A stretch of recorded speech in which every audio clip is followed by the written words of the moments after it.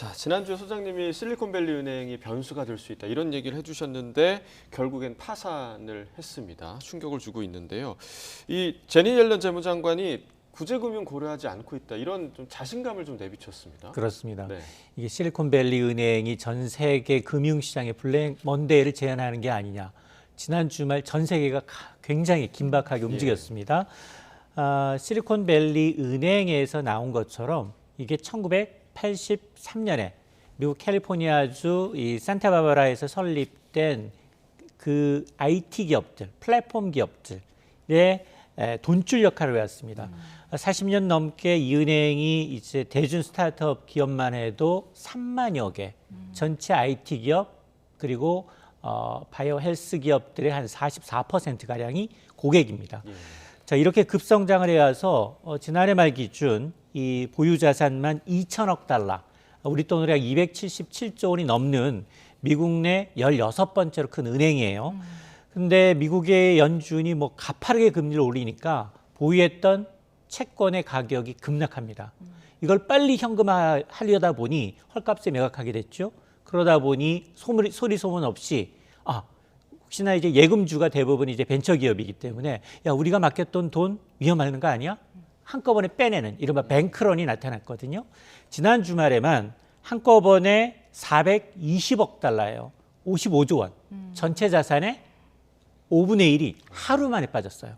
그러자 미 금융당국이 나섰습니다. 일단 영업 중단해라. 그리고 이 제3의 다목적 회사를 세워서 이 자산을 그쪽으로 옮기고 빚잔치에 들어가는 겁니다. 자, 그러다 보니까 하루 만에 이 회사의 주가는 60%가 빠졌습니다. 문제는 지난 이제 2008년 글로벌 금융위기 당시에 미국에 이제 워싱턴 뮤추얼이라는 은행이 있었거든요. 이때 이거보다는 몸집이 2배 정도 컸지만 제2의 리먼 사태가 재현되는 게 아니냐라는 우려가 커지니까 이 회사가 지금 영업하고 있는 것으로 봤더니 중국, 덴마크, 독일, 인도, 이스라엘 전 세계 11개 지역에서 은행업을 하고 있거든요. 네. 그러다 보니까 지금 미국 캘리포니아 주에서는 비상사태가 선포되어 있는 상황이고요.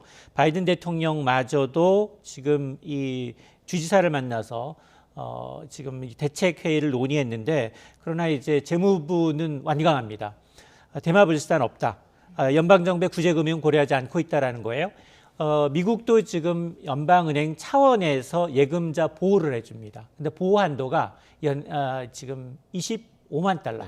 우리 돈으로 하면 3억 3천만 원 정도를 보호해 주는데 문제는 여기에 이제 목돈을 예치한 이 은행들, 스타트업이 너무 많아서 90% 정도가 예금자 보호 한도 밖에 이 초과 예금인 것으로 파악이 되고 있어서 아마 이번 주 내내 아마 큰 이슈가 될 것으로 보입니다. 네, 전 세계적인 후폭풍이 좀 거셀 것 같은데 추경호 경제부총리도 이제 금융시장 변동성과 불확실성이 커질 수 있어서 예의주시하겠다라고 밝혔거든요. 우리나라에 미칠 영향은 어느 정도인 건가요? 당장 국민연금이 지금 여기 걸려 있습니다. 국민연금이 지분이 여기 약 10만 주 정도의 주식을 갖고 있어요. 그러다 보니까 이게 한 300억 원 넘게 걸쳐 있고요. 여기에다가 이제 한국투자공사가 위탁 투자를 했는데 여기도 한 60억 원 물려 있고 특히나 서학개미들도 대량으로 투자한 회사가 이 회사와 거래하는 회사들이기 때문에 직간접적인 피해가 만만치 않아 보입니다. 그래서 어제 주말임에도 불구하고 추경호 부총리 겸 기획재정부 장관이 지금 금융당국 수장들을 모아서 긴급 대책회의를 했는데요.